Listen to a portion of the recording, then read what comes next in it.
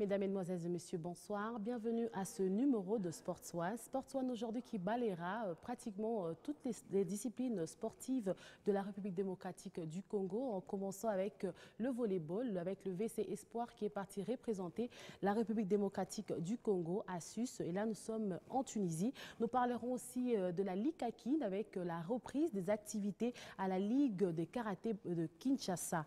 Aussi sur ce plateau, nous allons recevoir pour vous le président honoraire de Daring Club Motema Pembe et aussi membre administrateur de FC Renaissance, avec qui nous allons parler de la victoire de FC Renaissance. C'était donc ce jeudi au stade Tata Raphaël, au stade Père Raphaël de la Kétu. Je ne serai pas seule ce soir à vous présenter cette émission. Je serai avec Jean-Louis Kaninda et Aimé Babondo, ensemble avec notre invité Jean-Max Mayaka, pour enfin balayer cette émission. Monsieur Max Mayaka, bonsoir. Bonsoir Mireille. Bienvenue à cette émission de ce soir. Nous vous remercions d'être venu.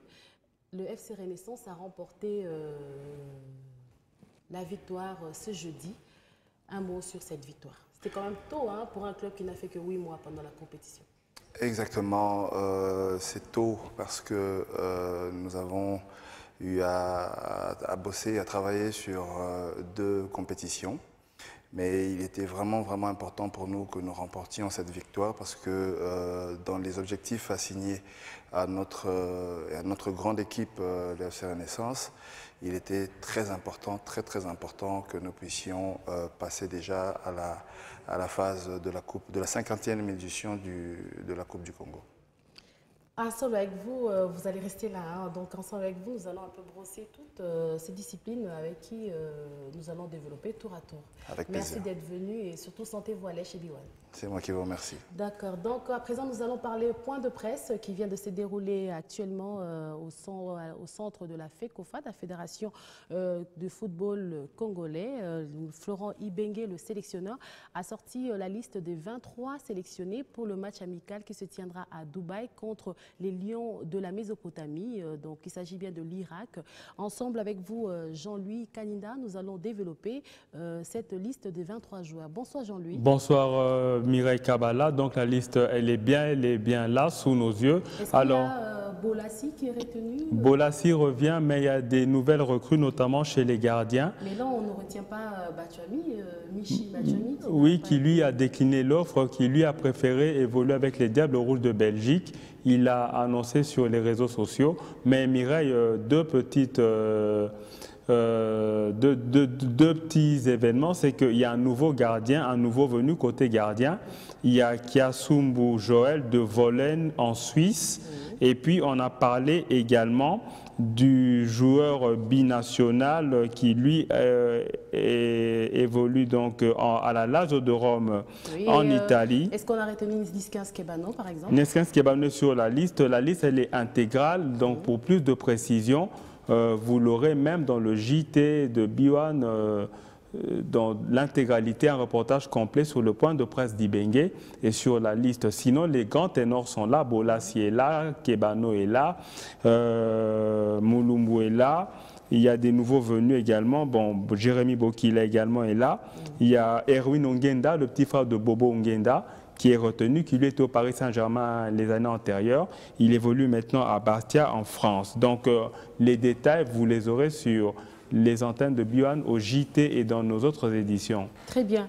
Donc à présent, nous allons parler des U23. Avec vous, Jean-Louis, les léopards de la République démocratique du Congo n'iront pas aux Jeux olympiques de Brazzaville après leur élimination ce dimanche sur un score de 1 but partout face aux Hirondelles de Burundi. Mais qu'est-ce qui est donc à l'origine de cette défaite? Tentative de réponse avec Jean-Louis Kaninda. Suivez. Les léopards U23 ne seront pas aux Jeux africains de Brazzaville. Les léopards Espoir ont réalisé un nul d'un but partout au stade Prince-Louis Rwagasore de Bujumbura. Un match nul, retour des éliminatoires des Jeux africains. Les raisons de cette élimination sont les manques criants des préparations pour les léopards moins de 23 ans, à peine 4 jours de regroupement par match de préparation à clé. Médard Loussadissou, le sélectionneur n'a pas eu beaucoup de temps parce que, engagé par Sa Majesté Sanga Balende en Ligue des champions de la CAF. Maintenant que repris par Moutoubili Santos, le technicien de l'ENF en Allemagne aura peut-être le temps matériel de préparer la CAN U23 qui aura lieu en décembre à Kinshasa. Loussadissou a donc du boulot. La FECOFA et le ministère du Sport et Loisirs doivent s'atteler pour présenter un bon visage au mois de décembre lors de la fête du football de la jeunesse africaine. Voilà, et donc là c'était le résumé avec vous Jean-Luc Kaninda. Jean-Luc Kaninda, quels sont donc les autres résultats et les matchs de classement par rapport à ces journées qui s'y sont passées? Alors on va directement passer aux prochaines affiches. Donc nous aurons Burkina Faso, Côte d'Ivoire, Burundi, Égypte, Nigeria, Zambie, Mali, Sénégal, Mozambique, Ghana, Zimbabwe, Cameroun, Soudan, Afrique du Sud, Botswana, Madagascar. Ça s'était déjà joué. Donc le Botswana affrontera l'Afrique du Sud, Mali, Nigeria, Ghana, Zimbabwe, Éthiopie, Cameroun, Guinée-Bissau, Côte d'Ivoire et enfin Égypte, Sénégal. Donc pour les affiches, vous êtes servi, Mireille. D'accord, à présent nous allons passer toujours dans le football, mais maintenant sur le plan dans notre pays. Donc nous allons parler de FC Renaissance qui a joué un match contre le FC Dragon. C'était le jeudi au stade Père Raphaël de la Queutule. FC Renaissance qui a donc remporté le sacre national avec un score de 2-0. C'était au stade Tata Raphaël. Et après le temps réglementaire de cette finale, des préliminaires de la Coupe du Congo de football, le score était de 1-partout. Reportage Jean-Luc Kaninda. Le Football Club Renaissance du Congo a accroché son premier titre provincial lors de la finale des préliminaires de la Coupe du Congo de football ville-province de Kinshasa. C'est face aux monstres de l'Est Dragon que les Rennais se sont imposés après l'ultime séance des tirs au but. 2 tirs au but à 0, c'est le score qui a sanctionné ce match. Auparavant, c'est dans un match âprement disputé que les deux équipes se sont neutralisées sous le score de 1-partout. L'équipe la plus populaire de l'EPFKIN, vous l'avez compris, le Football Club Renaissance du Congo, a trouvé la faille à la 51e minute grâce à l'inévitable Kalombo Diba Dimilimo qui coupe la trajectoire du ballon et bat le gardien de Dragon. Les monstres rouges de Kinshasa égalisent 6 minutes plus tard grâce à Oe Bongania et sème le doute dans un stade Père Raphaël plein comme un œuf. Après la rencontre, Kinshasa était prise d'assaut par une marée humaine qui déferle dans les rues de la capitale, aux couleurs blanches, vertes et oranges. Après seulement 8 mois d'existence, Renaissance célèbre son premier titre. Très bien. Alors, avec vous, monsieur Jean-Max Mayaka, 8 mois après, la Renaissance est sacrée championne du Congo. Vous avez une recette particulière? La recette, elle est simple. Quand il y a cohésion, quand il y a unité, quand il y a professionnalisme, quand il y a respect des règles, je pense que les résultats ne peuvent qu'être positifs. Et puis, il ne faut pas oublier que nous sommes issus d'un club qui a quand même vécu un long parcours. Et dans notre comité managérial, il y a des dirigeants assez avertis. Et je parle ici de l'évêque Pascal Mukuna, qui est un fin stratège, qui est un grand leader. Je parle ici d'Antoine Moussangagna, qui a quand même dirigé des clubs pendant longtemps. En revoyant en fait ces images, je me remémore un peu une partie du stress que nous avions. À la mi-temps, je crois que le score contre l'AS Dragon était de 0-0. Oui. Nous sommes allés au vestiaire pour essayer d'encourager les athlètes. Mais figurez-vous que moi et l'évêque Mukuna étions un peu en retrait parce que l'entraîneur est venu nous indiquer les changements qu'il allait faire. Mais là, le président Antoine Moussangagna a pris les choses en main. Il a donné son point de vue sur les petites remarques qu'il avait faites, les petites erreurs qu'il y avait sur le terrain. Et figurez-vous que l'entraîneur a pris ça en compte. Et quand nous sommes rentrés sur le terrain, 5-6 minutes après, je dirais même 10 minutes, il y a eu le goal. Ce qui veut dire qu'il y a quand même une certaine expérience, il y a une certaine cohésion qui est mise en place. Et puis, il ne faut pas oublier, c'est l'équipe des supporters. Ce sont les supporters qui ont pris en charge leur équipe et ils ont décidé d'accompagner leur équipe. Et figurez-vous qu'avec cette foule, quand vous êtes motivé non seulement par les dirigeants et surtout vous êtes pris en charge par vos supporters, les résultats ne peuvent qu'être positifs. Une anecdote qui se rencontre à la Cité, on dit toujours que le pasteur, l'évêque Mokuna, quand il y a par exemple le match, il dit « Botan Absom 26 ». Est-ce que c'est vrai? Bon, il ne faut pas mélanger les choses. C'est un sportif. C'est un sportif. Moi, je n'ai jamais entendu ça, mais si vous le dites... oui, c'est une anecdote que j'entends à la Cité, en fait. Qu'est-ce que veut dire psaume 26? Il donne des psaumes aux joueurs qui peuvent lire sur place pour pouvoir gagner, par exemple. Ah ben, cette recette-là, alors il faut demander à tous les dirigeants sportifs de l'appliquer parce que si ça marche, eh ben, moi aussi je commencerai à lire les psaumes alors. Mais on déplore quand même la renaissance des supporters, c'est un peu qu'on n'arrive pas à contenir. Qu'est-ce qui se passe? Il n'y a pas une formation face à ces supporters-là qui viennent dans les stades pour casser, qu'est-ce qui en fait? Pourquoi la renaissance n'arrive pas à contenir un peu ces supporters? Nous allons mettre en place une campagne de sensibilisation. Nous sommes en train de nous réunir pour essayer d'organiser en fait tout ça. Il faut organiser d'abord l'équipe comme c'est le cas pour avoir des résultats. C'est le patrimoine du club. Il faut encadrer, sensibiliser, non seulement sensibiliser, mais identifier aussi ses supporters. C'est un travail qui nécessite en fait un appui de certaines structures habilitées à le faire.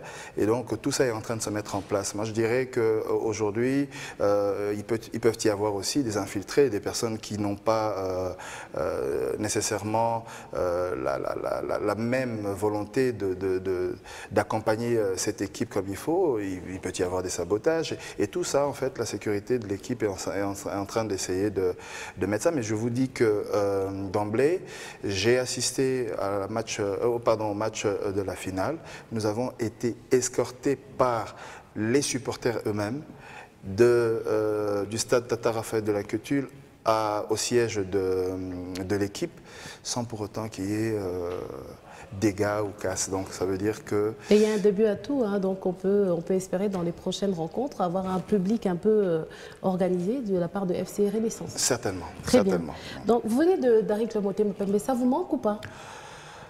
Dans quel sens ça pourrait me manquer? C'était quand même votre équipe. Jusqu'aujourd'hui, vous êtes président honoraire Je me considère imanien. Oui. Si j'avais en fait changé de couleur, c'est-à-dire si j'avais changé l'appartenance à ce club de Tata Raphaël de la Queutule, parce que la Renaissance du Congo est le club mère des équipes de la ville de Kinshasa. Et donc, pour moi, je me considère toujours portant les couleurs vertes et blanches. On a rajouté l'orange parce qu'il faut faire quand même une certaine différence avec un renouveau, hein, avec un rejet des antivaleurs que nombreux de supporters que nous sommes avons déploré. Donc, je ne pense pas qu'en tant qu'Imanien, il y a quoi que ce soit qui me manque. Au contraire, aujourd'hui, je me sens plus à l'aise parce que je peux m'exprimer et faire exprimer tout ce que ces nombreux supporters attendent, quoi. Merci beaucoup, Monsieur Max Mayaka. La Lina Foot, à présent, 4e journée demain au stade Tata Raphaël, où le Daring Club Motema Pembe sera aux prises contre Bazano. L'ASV Club en découdra face à Schalke 11 Football. Et rappelons que le 8 mars dernier, Sa Majesté Sangabalende a tenu tout-puissant Mazembe en échec. Là, c'était au stade Sangabalende sur un score nul de 1 but partout. Retenons que Sangabalende Balende, donc a mis Tout-Puissant Mazembe en échec, mais Tout-Puissant Mazembe reste néanmoins premier dans ce championnat avec 10 points. Avec vous, Aimé, bonsoir Aimé. Bonsoir, Kabbalah. Donc, avec vous, essayez un peu de nous dire, là, il y a l'Alina Foot. Vous avez essayé de brosser un peu un tableau, essayez un peu d'expliquer à nos téléspectateurs qui sont à fond sur ça, comment ça se passe, qui est premier et qui est dernier, évidemment. Écoutez, Mireille, après la 4e journée qui s'était jouée le dimanche 8 mars entre les Tout-Puissants Mazembe Anglebert de Lubumbashi face au Sa Majesté Sanga Balende, le match s'est soldé sur les scores d'un but partout. Le Corbeau de Lubumbashi demeure en tête du classement partiel et officieux de ces championnats de la Ligue nationale de football avec 10 points en 4 sorties. Et je signale encore que le football club Saint-Éloi Lupopo de Lubumbashi vient à la 2e position avec 8 points en 4 sorties. L'association sportive Veu Club, quant à elle, elle vient à la 3e position avec 7 points et 3 sorties. Le football club Lubumbashi Sport de la capitale Cuprifère vient à la 4e position avec 6 points et 3 sorties. Le Salésien de Don Bosco qui ont 5 points, ils viennent à la 5e position avec 4 sorties. Le Sa Majesté Sanga Balende qui a défié le tout-puissant Mazembe avec... oui, parce que le tout-puissant Mazembe avait ouvert le score à la 83e minute par le prodige zambien Renford Kalaba. Et puis à la 87e minute, c'était le tour de Sang et Or de revenir, de niveler les scores par l'entremise de leur milieu offensif Kankou. Et puis après, le Shark 11 de Kinshasa qui vient à la 7e position avec 2 petits points et 3 sorties. Je signale aussi que Sanga Balende a 3 points, à 2 sorties, 2 points plutôt, 2 sorties. Le Dorin Club Motema Pembe, l'ancien club du président honoraire qui est ici sur les plateaux, n'a qu'un petit point. C'est malheureux pour votre équipe président, bien que vous avez essayé de changer de couleur. Et la jeunesse sportive Bazano vient à la 9e position avec un petit point également en 3 sorties. Et le football club Moké de Kinshasa ferme la marche avec 0 points et 3 sorties à son actif en ce qui concerne la Lina Foot. Mireille Kabbalah. Merci beaucoup Aimé. Monsieur Mayaka, le Daring Club Motema Pembe, 3 sorties, 2 nuls, 2 défaites et 1 nul. Vous avez un mot à placer là-dessus? Vous savez, une équipe qui va vers le chaos. Hein, vous n'avez pas lancé la poisse sur cette équipe, par exemple? En fait, ça, c'est entre nous, hein, on ferme le micro. Hein. Non, on ne peut pas se réjouir du malheur, surtout d'un club auquel nous sommes issus. C'est vraiment évident. Hein. L'évêque Pascal Mukuna, président du FC Renaissance, le dit très souvent que nous sommes une famille. Je pense qu'il faudrait que les dirigeants du Daring Club Motema Pembe, les dirigeants actuels doivent essayer de se mettre un peu ensemble, de se reprendre en charge. Il faudrait que les athlètes puissent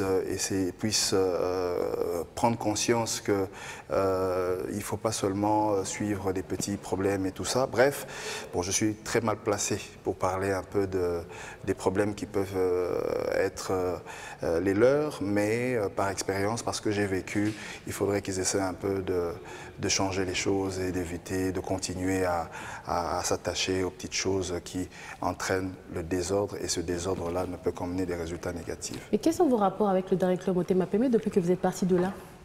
Observateur, c'est comme tout autre club, hein. C'est comme si vous me posez la question de savoir les rapports avec clubs.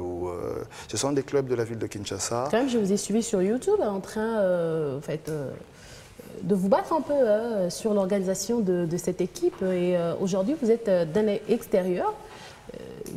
Vous n'avez pas rajouté un piment ou un poivre dedans, non? Tout ça, c'est le passé. Ce sont des clubs de la ville de Kinshasa et de la République démocratique du Congo. En tant que dirigeant sportif, en tant qu'amoureux du ballon rond, je pourrais éventuellement donner mon point de vue si je connaissais un peu les petits problèmes internes. Je suis un peu focalisé sur Iman Sportal, partenaire exclusif du FC Renaissance, sur le FC Renaissance parce que j'en ai l'occasion.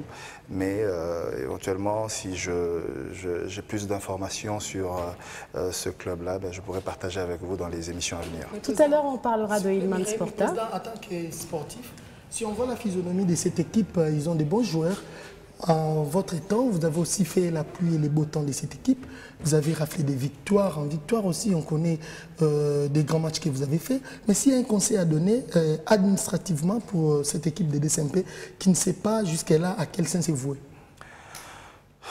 Il y a des problèmes internes sûrement. Parce que je ne pense pas que cette grande équipe du Daring Club Motema Pembe peut se retrouver dans cette position rien que parce que les gens déméritent.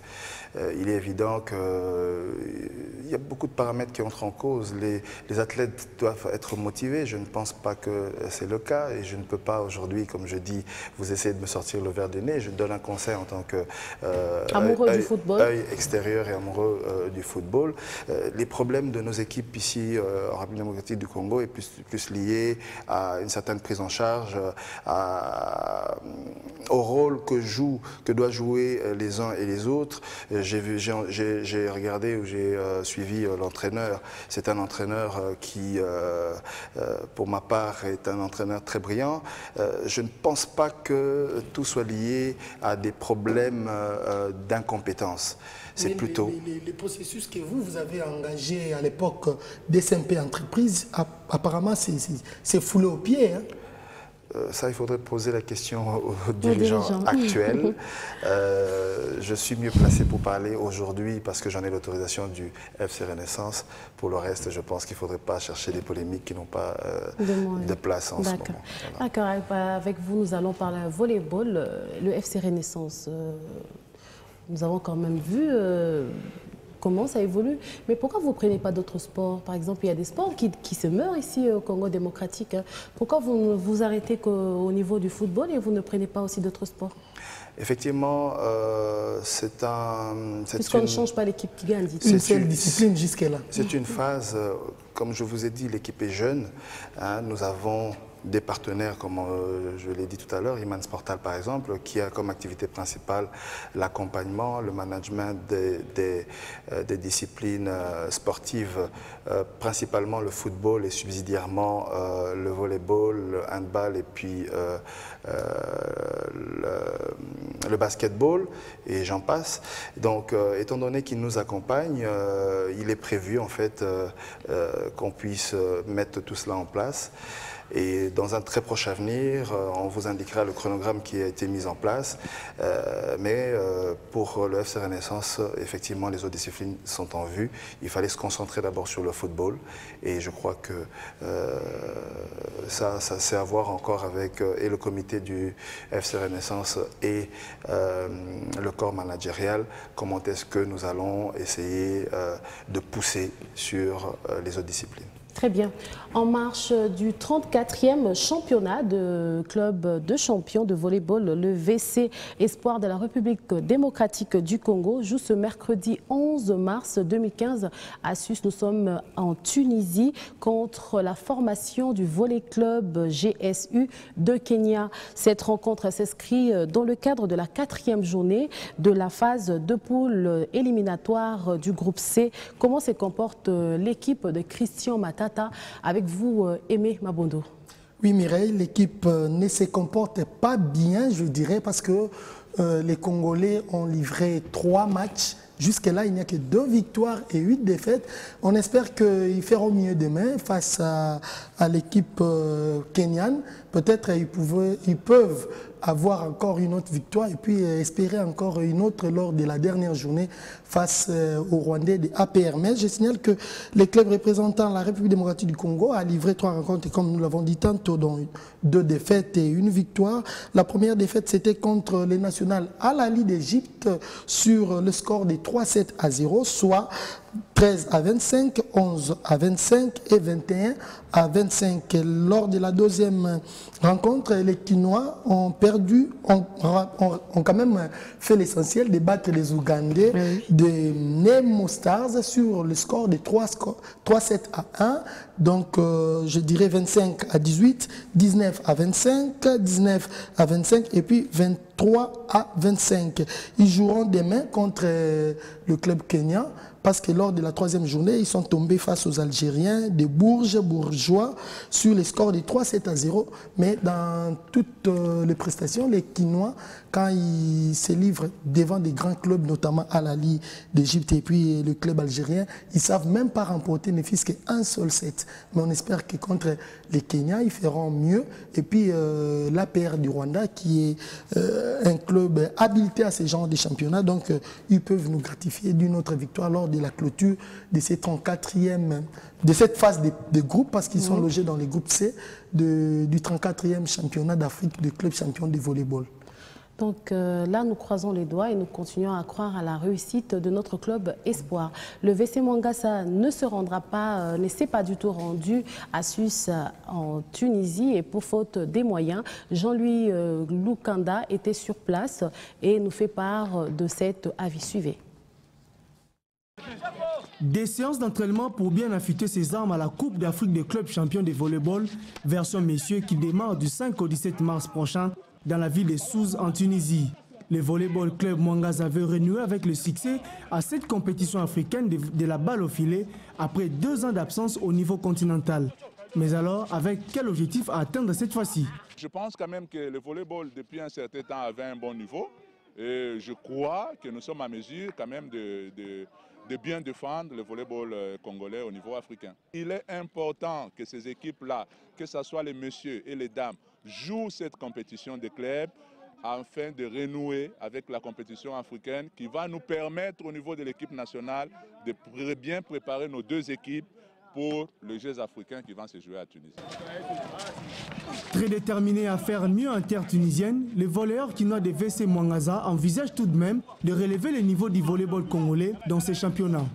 L'optimisme et la fierté demeurent en eux pour porter très haut l'étendard de la RDC, à en croire le capitaine de ces clubs. On a débuté la préparation il y a cela 1 mois et quelques semaines.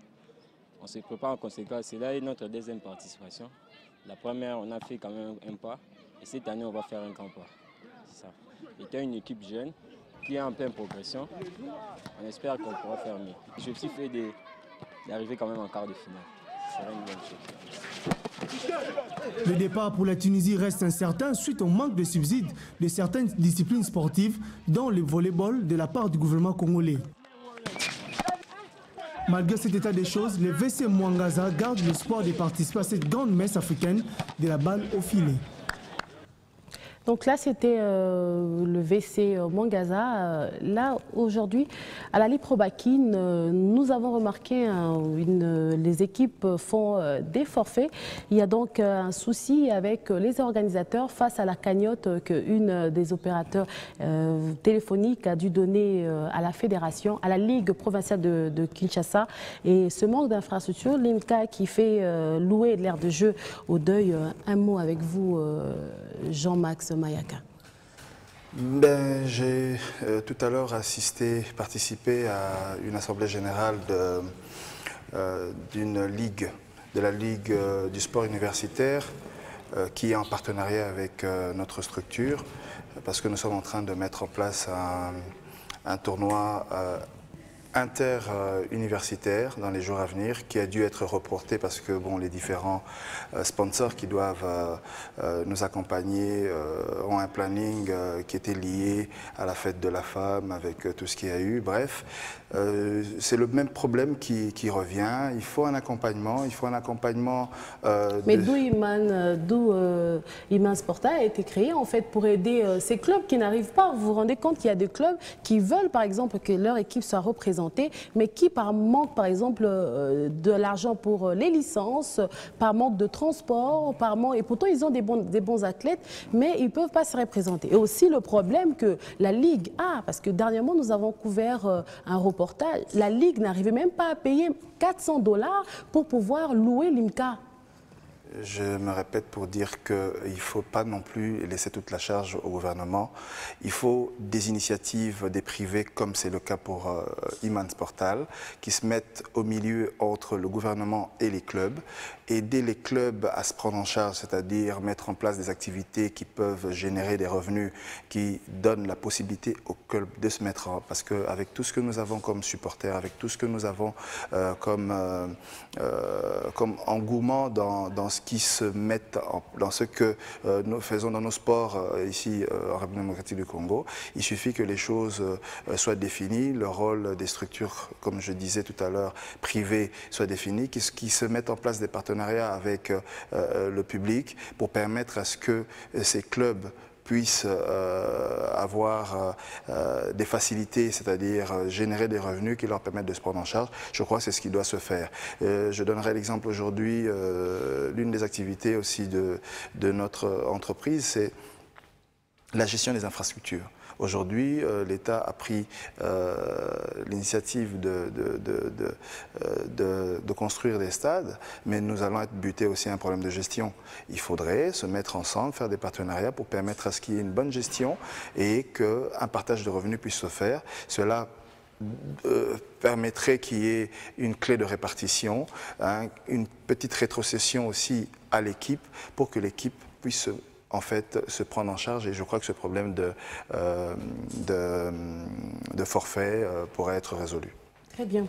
Donc à présent, nous allons parler Ligue de champions de la Confédération africaine, où nous allons vous parler des différentes rencontres qui prendront part ce week-end en Afrique du Sud et à Garoua, où Mamelodi Sundowns sera face à tout-puissant Mazembe et Coton Sport sera face à Sangabalende, et Vita Club sera en prise face à Ferroviaro, et Al Sandi en découdra contre MK et Toncheté. Avec vous, Aimé Mabondo, des plus amples informations sur ces rencontres. Oui, Mireille Kabala, les 4 clubs de la République démocratique du Congo vont entrer en lice. Les 2 qui s'étaient qualifiés pour la phase de 16e de finale, et puis les 2 autres exemptés du premier trou seront bel et bien là. Nous avons d'abord le Coton Sport de Garoua qui recevra le Sa Majesté Sangabalende de Mbujimayi à Garoua. Nous signalons que le club camerounais a réalisé 2 matchs nuls au championnat local avant ces grands rendez-vous de la Ligue des Champions.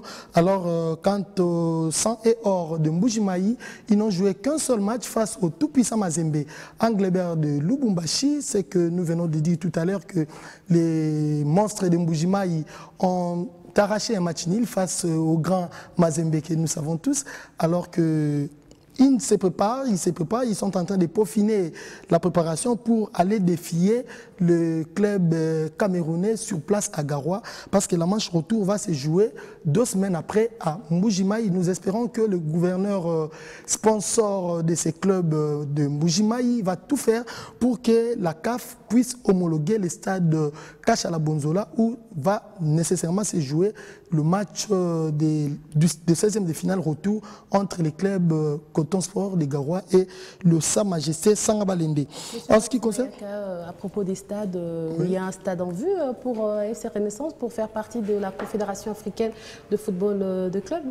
Une des conditions pour que ces clubs puissent aller en championnat continental, je veux dire, et aussi par rapport à l'exigence de la CAF, il faut nécessairement qu'un club puisse avoir un stade domicile. Il y a déjà un projet en cours. Nous avons initié en son temps une demande dans ce sens, mais je crois qu'on doit le relancer, et ça je dois voir avec le président Pascal Moukona pour ça. Et le tout-puissant Mazembe de Lubumbashi, je voudrais dire Mireille Kabala, sera reçu en Afrique du Sud, à Pretoria, par la formation de Mamelodi Sundowns. Nous savons que les 2 équipes se sont déjà rencontrées en 2009. Les tout-puissants Mazembe avaient battu les clubs sud-africains à Lubumbashi sur les scores de 3-1, et les Sud-Africains sont allés prendre leur revanche en Afrique du Sud en battant les TP Mazembe sur les scores de 3-2. En Coupe de la Confédération, nous rappelons que l'association sportive Vaux Club croisera le fer ce week-end avec le club d'Île Maurice, Ferroviario Beira, et puis le Al-Ali 110 du Soudan du Sud. Comprenez que c'est un club qui n'est pas habitué dans ces compétitions. Dans cette compétition. C'est la première fois. Hein, oui, donc on a du mal quand même, on a du mal à prononcer son nom, et qui recevra au Soudan du Sud le club de Moké de Kinshasa, donc le club football MK, qui peaufine sa préparation au centre sportif Koura Rampova de la Fédération congolaise de football, association à Mikala. Ils sont là, et puis le club quinois peut déplacer ou bien quitter la ville de Kinshasa demain, déjà ce mercredi, pour la capitale Djouba du Soudan du Sud, où ils vont jouer contre le club d'Al-Ali 110. Merci beaucoup, Aimé. À présent, nous allons parler karaté avec la Fédération du karaté du Congo, avec le président Moussengu Flungu, qui donc ouvre l'ouverture de la saison 2015, qui s'ouvrira par une marche qui quittera Sosimat vers le boulevard, vers la gare centrale. Et cette marche ouvrira donc le début du championnat 2015. On l'écoute avec Jean-Louis Lukanda. Vous avez vu, nous avons fait un effort pour être là, en comité équipe suffisamment représentative, pour vous montrer qu'on vous accompagne. Les pratiquants du site du karaté Shotokan de la ville-province de Kinshasa renouent avec les activités du karaté à travers la capitale quinoise. Cette saison, nous l'envoulons une saison d'unité. C'est comme ça que vous verrez, hormis le championnat normal, il y aura plusieurs tournois qui n'auront d'abord, le premier but, c'est de nous rassembler autour de la grande famille de karaté. Deuxièmement, dans son mot d'ouverture, le président de la fédération a dit ceci: il n'y a pas de fédération sans athlètes. 4 ententes sur 5 qui constituent la Ligue de karaté de Kinshasa ont répondu à l'appel du comité exécutif provincial. Si les clubs n'arrivent pas à organiser les assemblées, ils bloquent les ententes et ils bloquent en même temps la Ligue. Donc j'ai insisté sur ces points-là. Ils doivent débloquer cette situation. Ils doivent organiser les assemblées pour qu'ils donnent aussi l'occasion aux ententes. Et après les ententes, ça sera notre tour. Et nous avons déterminé, ils ont encore beaucoup de temps, c'est jusqu'à la fin de ce mois. Pour cette prise de contact, la Ligue de karaté de Kinshasa a enregistré la participation de l'entente urbaine de karaté Kilimani, l'entente urbaine de karaté Lupopo, l'entente urbaine de karaté Plateau et l'entente urbaine de karaté Tchangu. Voilà, je suis allée donc vite en besogne. Là, c'était donc la Ligue de karaté de Kinshasa où il y avait la reprise des activités, notamment avec la marche qui va être aux prises au 8, la marche qui avait été faite le 8 mars au stade de la Liberté à Massina. À présent, donc, nous allons parler avec le président Florent Flumungu qui nous parle en fait de cette marche qui va commencer du rond-point Sosimat vers la gare centrale, qui donc marquera les débuts du championnat dans la Fédération du karaté du Congo. Suivez toujours avec Jean-Louis Lukanda. Aujourd'hui que la Ligue de Kinshasa a organisé ce tournoi fair play de relance des activités, nous avons tenu en tant que comité fédéral à accompagner la Ligue et à montrer à tous les pratiquants que c'est l'athlète qui est le centre d'intérêt de la fédération, et ça restera comme ça. Aujourd'hui c'est à Kinshasa, dans 15 jours ce sera encore à Kinshasa, mais immédiatement après ce sera dans les ligues de province. L'ouverture solennelle de la saison sportive de karaté aura lieu le 15 mars 2015 avec une randonnée sur le boulevard du 30 juin qui va se terminer à la place de la gare centrale, où il y aura une grande exhibition des athlètes de Kinshasa, de ceux du Bas-Congo et de 2 athlètes qui viendront de Lubumbashi. Et à l'issue de cela, les activités vont commencer particulièrement avec la première ligue, qui est la ligue de compétition d'élite dans chaque entente, dans chaque club. Au niveau de la fédération, nous avons le droit de mettre en place des structures spécialisées.